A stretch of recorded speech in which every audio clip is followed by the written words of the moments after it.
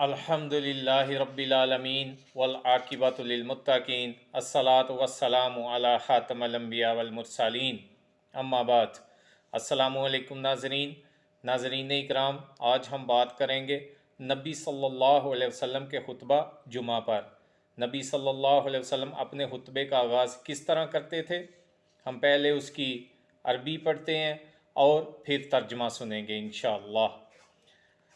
ان الحمد للہ نحمده ونستعین ونستغفره ونعوذ باللہ من شرور انفسنا ومن سیئات اعمالنا من يهده الله فلا مضل له ومن يضلل فلا هادي له واشهد ان لا اله الا الله وحده لا شريك له واشهد ان محمدا عبده ورسوله اما بعد فان خير الحديث کتاب اللہ وخیر الہدی ہدی محمد صلی اللہ علیہ وسلم وشر الامور محدثاتها وکل محدثۃ بدعہ وکل بدعۃ ضلالہ وکل ضلالۃ فی النار اللہم اجارنی مسلمین اجمعین آمین یا رب العالمین۔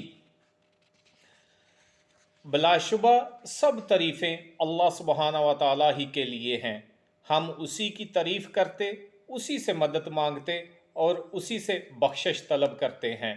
اپنے نفس کی شرارتوں اور اپنے برے اعمال سے اللہ کی پناہ میں آتے ہیں۔ جسے اللہ راہ دکھائے اسے کوئی گمراہ نہیں کر سکتا، اور جسے وہ دھتکار دے اسے کوئی راہ راست پر نہیں لا سکتا۔ میں گواہی دیتا ہوں کہ اللہ تعالیٰ ہی معبود برحق ہے، وہ اکیلا ہے، کوئی اس کا شریک نہیں، اور میں گواہی دیتا ہوں کہ محمد صلی اللہ علیہ وسلم اس کے بندے اور اس کے رسول ہیں۔ حمد و صلات کے بعد یقیناً تمام باتوں سے بہتر اللہ سبحانہ و تعالیٰ کی بات ہے، اور تمام طریقوں سے بہتر طریقہ محمد صلی اللہ علیہ وسلم کا ہے، اور تمام امور میں سے یعنی کاموں میں سے سب سے برے کام دین میں خود ساختہ ہیں، اور ہر کام نیا دین میں ثواب کی نیت سے انٹر کر لینا یا اس کو دین سمجھ کر کرنا، ہر کام جو ہے دین میں ثواب کی نیت سے نیا، وہ بدعت ہے، اور ہر بدعت گمراہی ہے، اور ہر گمراہی کا انجام جہنم کی آگ ہے۔ اللہ سبحانہ و تعالیٰ تمام مسلمانوں کو جہنم کی آگ سے محفوظ رکھے، آمین۔ تو ناظرین، ادھر سے نبی صلی اللہ علیہ وسلم کا جمعہ کا جو خطبہ تھا وہ شروع ہوتا تھا۔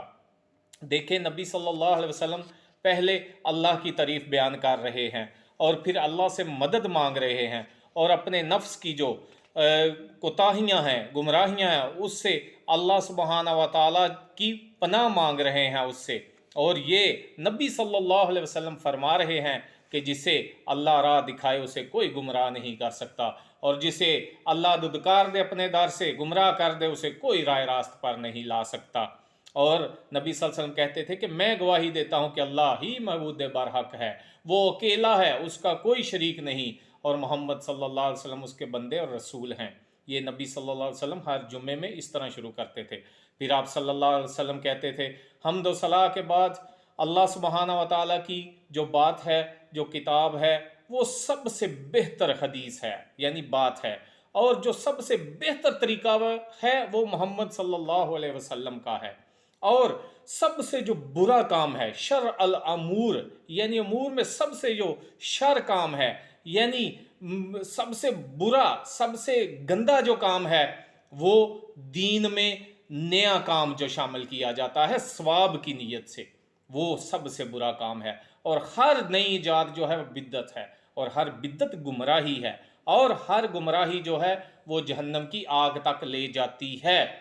آج مولوی کیا کرتا ہے؟ ممبر رسول پر بیٹھ کر تو کہانیاں سنا رہا ہوتا ہے، اپنے بابوں کی، بزرگوں کی ایسی ایسی کہانیاں سنا رہا ہوتا ہے کہ جن کا حقیقت کے ساتھ کوئی تعلق نہیں ہوتا۔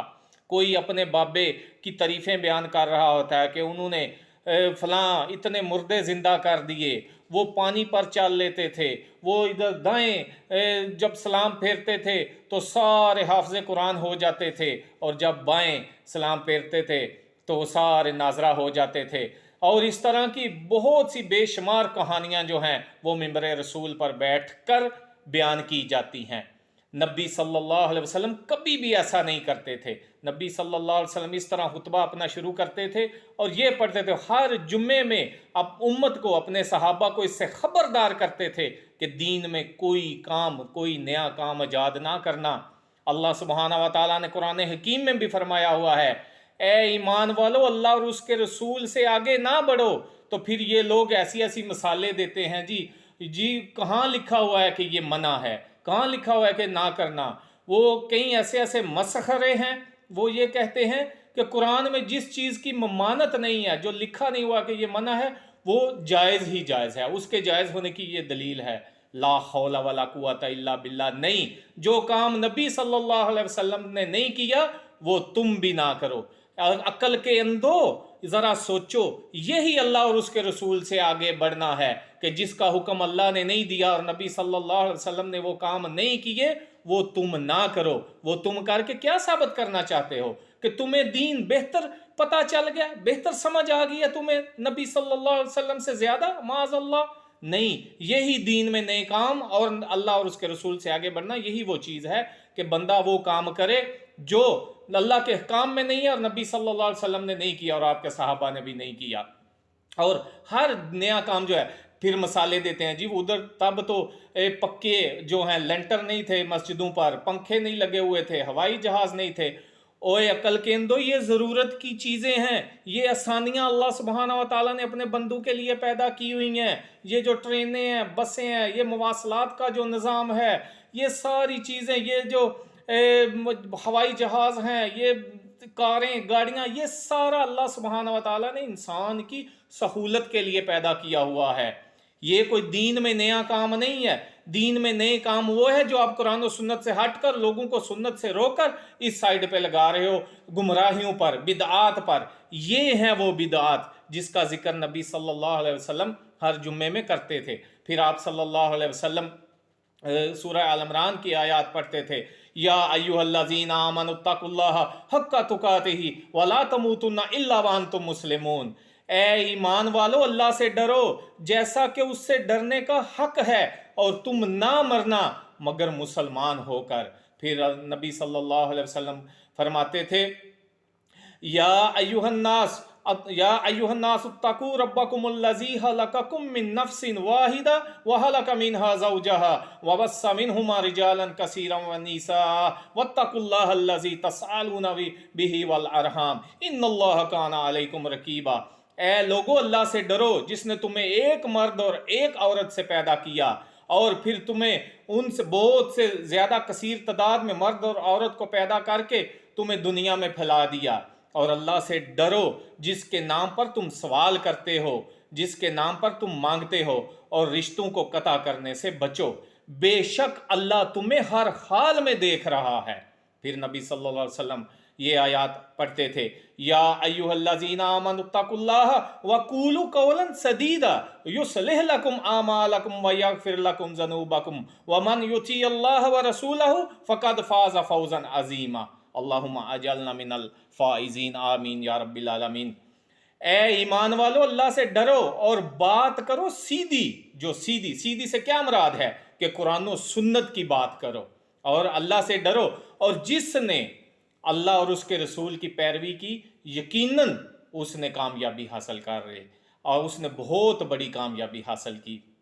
اللہ سبحانہ و تعالیٰ سے ڈرنا چاہیے، اور نبی صلی اللہ علیہ وسلم کی جو صحیح تعلیمات ہیں ان پر عمل کرنا چاہیے، اور جو نبی صلی اللہ علیہ وسلم کی سیرت ہے اس کو پڑھنا چاہیے اور اس کے مطابق اپنی زندگیاں گزارنی چاہیے. میں گزارش کروں گا اپنے سب دوستوں کو، بھائیوں کو، یہ جو ہماری ینگ جنریشن ہے، یہ جو ینگ لوگ ہیں، ان سے میری اپیل ہے کہ اللہ کے بندو آپ جہاں کہیں بھی جاؤ، ابھی جب یہ جمعہ آ رہا ہے کچھ دن بعد، 3-4 دن بعد، اس سے پہلے اپنے جو مولوی حضرات ہیں، جو ملا حضرات ہیں، ان کو جا کر پوچھو، بتاؤ کہ ہمیں نبی صلی اللہ علیہ وسلم کے مطابق جیسے آپ صلی اللہ علیہ وسلم جمعہ پڑھاتے تھے ویسے ہمیں جمعہ پڑھائیں. اور آپ جہاں کہیں بھی جائیں، جب آپ دیکھیں ملا ممبر رسول پر بیٹھ کر اور جھوٹی قصے اور جھوٹی یہ کہانیاں سنا رہا ہے تو اس کا رد کریں. ان سے پوچھیں کہ یہ کدھر لکھا ہے، اور نبی صلی اللہ علیہ وسلم کا یہ طریقہ تھا جمعہ پڑھانے کا؟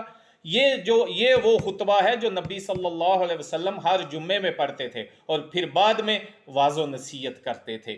تو وہ قرآن و سنت سے نبی صلی اللہ علیہ وسلم کے بارے میں صحابہ کرام نے یہ بیان کیا ہوا ہے کہ نبی صلی اللہ علیہ وسلم ایسے ہمیں واعظ و نصیحت کرتے تھے کہ جیسے ایک کمانڈر جو ہے اپنی فوج کو ایسے بتا رہا ہوتا ہے، آگاہ کر رہا ہوتا ہے کہ کوئی لشکر ہے وہ ہم پر حملہ کرنے آ رہا ہے، ہم نے اپنا دفاع کیسے کرنا ہے، ہم نے خود کو بچانا کیسے ہے۔ اور نبی صلی اللہ علیہ وسلم کبھی کبھی آپ کا جلال سے، غصے سے رنگ جو ہے گلابی ہو جاتا تھا اور گردن کی رگیں پھول جایا کرتی تھی۔ اور آج کا مولوی کیا کرتا ہے؟ بدقسمتی سے اس کو ذرا بھی خیال نہیں آتا، ذرا حیا نہیں آتی کہ نبی صلی اللہ علیہ وسلم کے طریقے سے ہٹ کر قصے اور کہانیاں بیان کر رہا ہوتا ہے۔ کبھی فون پہ جنوں سے بات کر رہا ہوتا ہے کہ میں نے فلاں جن سے بات کی، ایک عالم خود کو اتنا عالم سمجھتا ہے اور کروڑوں لوگ اس کے فالوور ہیں۔ کچھ دن پہلے ایک کزن ہی اپنا اس سے بات ہو رہی تھی تو وہ کہہ رہا جی یہ دیکھیں اب آپ اٹھ کے یہ ہمیں بتا رہے ہیں، وہ دیکھیں اتنے بڑے عالم دین ہیں، کروڑوں لوگ ان کو فالو کرتے ہیں، اور صرف پاکستان میں نہیں، پاکستان سے باہر بھی اتنے کنٹریز ہیں جدھر ان کے چاہنے والے ہیں۔ اور عقل کے اندھو، اگر یہ پیمانہ ہے کہ وہ بڑا آدمی ہے تو وہ یہ جو ویٹیکن سٹی میں پاپ بیٹھا ہوا ہے، وہ آسٹریلیا سے لے کر کینیڈا تک اس کو لوگ مانتے ہیں اور اس پہ اپنی جان نچھاور کرتے ہیں۔ جب وہ کسی ملک کا ٹور کرتا ہے، دورہ کرتا ہے، تو ادھر لوگ اس کو ہاتھ لگانے کو ترس رہے ہوتے ہیں، اس کو دیکھ کر روتے ہیں، داڑے مارتے ہیں۔ تو اس کا مطلب ہے پھر وہ آپ کے بابوں سے پھر وہ زیادہ اچھا ہے، زیادہ نیک ہے؟ نہیں، یہ پیمانہ نہیں ہے کہ اس کو اتنے لوگ جانتے ہیں یا سنتے ہیں۔ پیمانہ ایک ہی ہے اور وہ ہے قرآن و سنت کا۔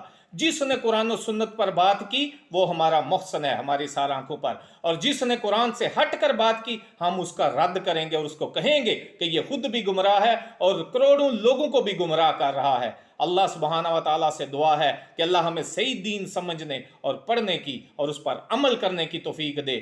میری آپ سب سے ریکویسٹ ہے کہ آپ جہاں کہیں بھی یہ سوال کرنے کی، پوچھنے کی عادت ڈالیں۔ اور اللہ کے بندو، دنیاوی کاموں میں تو آپ بڑے تیز ہو، بڑے انٹیلیجنٹ ہو، بڑے سوال و جواب کرتے ہو، اور دینی معاملات میں کیوں اتنے بے حس ہو، کیوں اتنے بے حس ہو؟ اللہ کے بندو، یہ تمہاری دنیا اور آخرت ہے، یہ اس طرح تمہاری دنیا بھی برباد ہے اور آخرت بھی برباد ہے اگر انہی رویوں پر، جیسے آج ہمارا معاشرہ چل رہا ہے، انہی پر چلتے رہیں۔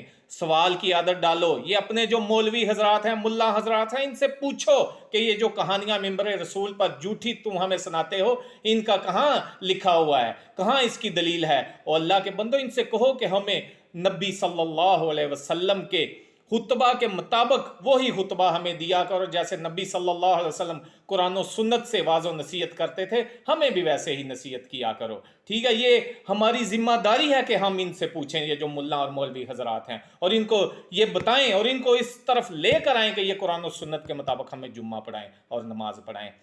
انشاءاللہ یہ عادت ہم نے اب خود میں ڈالنی ہے، اور صحیح قرآن و سنت کے مطابق ہم نے نماز بھی پڑھنی کرنی ہے اور جمعہ بھی پڑھنا کرنا ہے، اور جو بھی ہمیں باز کہانی سنائے گا ہم اس کی کہانی کا رد کریں گے انشاءاللہ۔ اپنی دعاؤں میں یاد رکھیے گا اور یہ میسج دوسروں تک بھی شیئر کیجیے گا۔ والسلام علیکم ورحمۃ اللہ وبرکاتہ۔